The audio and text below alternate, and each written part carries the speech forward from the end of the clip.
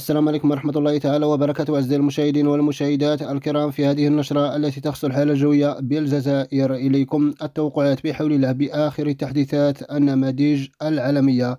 ستعرف البلاد بحول الله يوم السبت 28 من جونفي 2023 استمرار في التساقطات المطرية وكذلك الثلجية، خصوصا تساقطات مطرية ستعرفها كل من ولايات كيكدا، عنابة، جيجل، بجاية، توزو، الجزائر العاصمة، بومرداس، وهران، مستغال، مشلف، وكذلك رأس الماء. وكذلك خلال الفترة المسائية أن تعرف البلاد بحول الله استمرار في التساقطات المطرية، خصوصا في سيدي بالعباس، كذلك تسمسيلت، وتساقطات مطرية ستكون في برج بوعريريج مع تساقطات ثلجية في برج بوعريريج، كذلك باطنة وسوق أهراس، وكذلك تساقطات ثلجية في خنشلة وباطنة.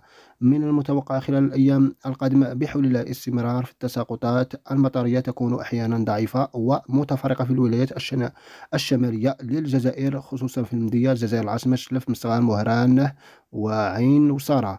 توقعات يوم الأحد بحول الله استمرار في التساقطات الثلجية، كما تلاحظون أعزائي المشاهدين، في المرتفعات التي يتعدى علوها 500 متر، خصوصا في سوق أهراس وباطنة وخنشلة وكذلك الجلفة. توقعات الأيام القادمة بحول الله يوم الاثنين استمرار في التساقطات المطرية، تكون أحيانا ضعيفة وخفيفة ومتفرقة في الولايات الشمالية للجزائر، كما يتوقع انخفاض في درجة الحرارة، قد تصل أحيانا إلى ناقص 7 درجات تحت الصفر، خصوصا في المرتفعات والهضاب العليا.